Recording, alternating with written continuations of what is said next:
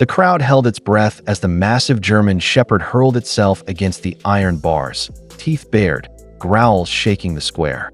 A bold sign warned, "Dangerous dog, do not approach." Parents pulled their children back, whispers of savage attacks spread, and everyone waited for officials to decide the beast's fate. To them, he was nothing but a monster. But then, an old man pushed through the crowd.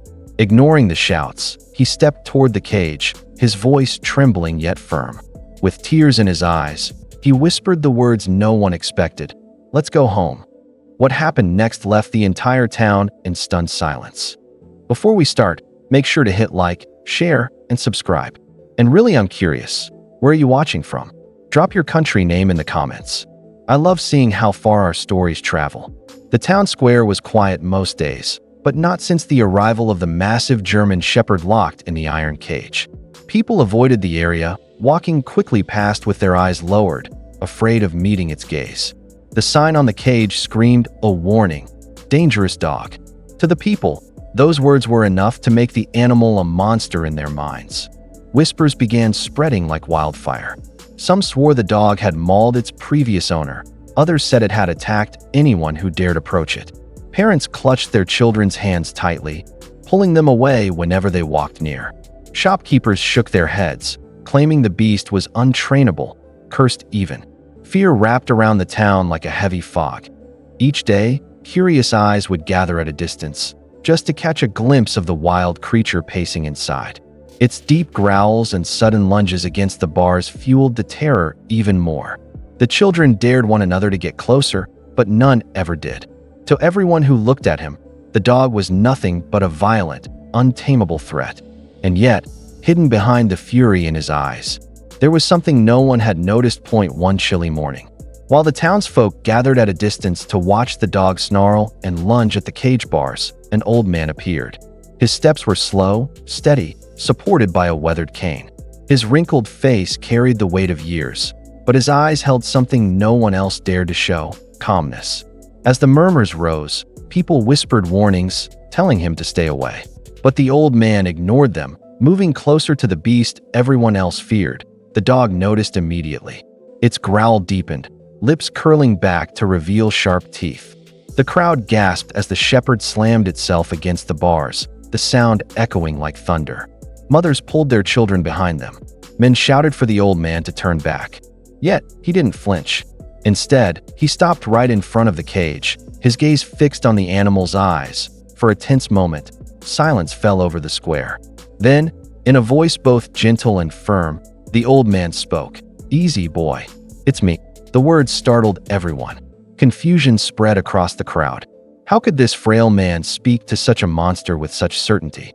But in that instant, something in the dog's expression shifted. The dog's growl softened, replaced by a low whimper that made the crowd freeze in disbelief.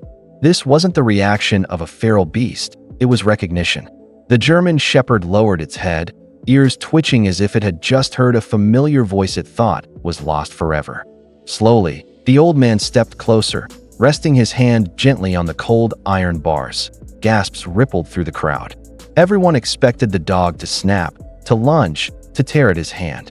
Instead, the shepherd pressed its nose against the bars, letting out a sound so mournful it silenced even the loudest skeptics.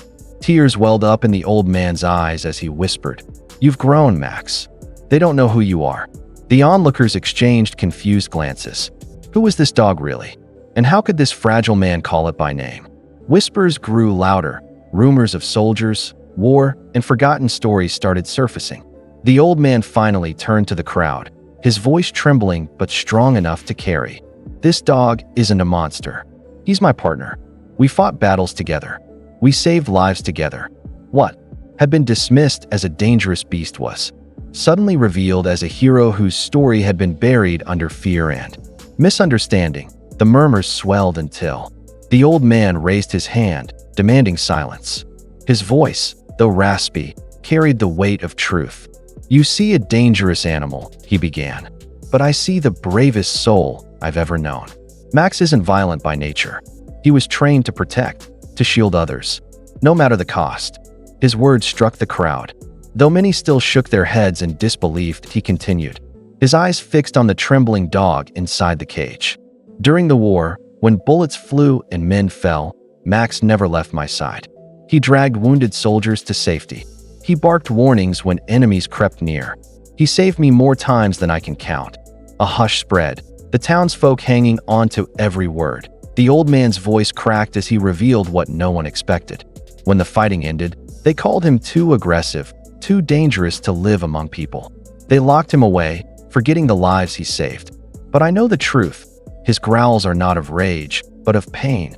Pain of betrayal, of being abandoned by the very ones he protected. For the first time, the crowd looked at Max differently, not as a monster, but as a soldier left behind. The square was silent. Every eye locked on the old man and the dog. Then, with trembling hands but steady resolve, he reached for the cage door. Gasps broke out as people shouted warnings. "Don't do it. He'll kill you." Mothers pulled their children closer, and even the guards moved forward, ready to intervene. But the old man only whispered, "Trust me. He knows me." Slowly, he unlatched the rusty lock. The door creaked open, and the dog stood frozen on the threshold. His muscles quivered, his breath came in heavy pants, and for a heartbeat the world seemed to hold still. Then the old man spoke softly, his voice breaking through the fear. "Max, let's go home." What happened next left the crowd speechless. The giant shepherd didn't leap or attack. Instead, he lowered his head, whimpered, and stepped forward cautiously. His massive frame leaned into the old man's frail body as though seeking comfort. The old man's hand found his fur, stroking it with a tenderness only years of trust could create. A stunned hush fell over the square. The beast everyone feared had just melted into the arms of the man who called him home. Fear gave way to awe, and judgment turned into silence. The old man and the dog stood together in the center of the square, the silence broken only by the shepherd's soft whimpering. Then, as the old man turned to walk away, Max followed at his side without hesitation. The same animal everyone once called a monster now moved with the gentleness of a loyal companion returning home. The crowd, stunned into silence, slowly began to applaud. Some wiped their eyes, unable to believe what they had just witnessed. The story spread quickly through the town. People who had once crossed the street in fear now spoke of the moment they saw love tame rage. The guards who had demanded the dog's removal now lowered their heads in shame. Children who had trembled at the cage now whispered his name with admiration. That night, in the old man's modest home, Max lay by the fire, his massive frame stretched out in peace. The old man sat beside him, his hand resting on the dog's back, whispering, "You're safe now. You'll never be alone again." And so, what the world feared as dangerous turned out to be a heart that had only ever needed love and a home to return to.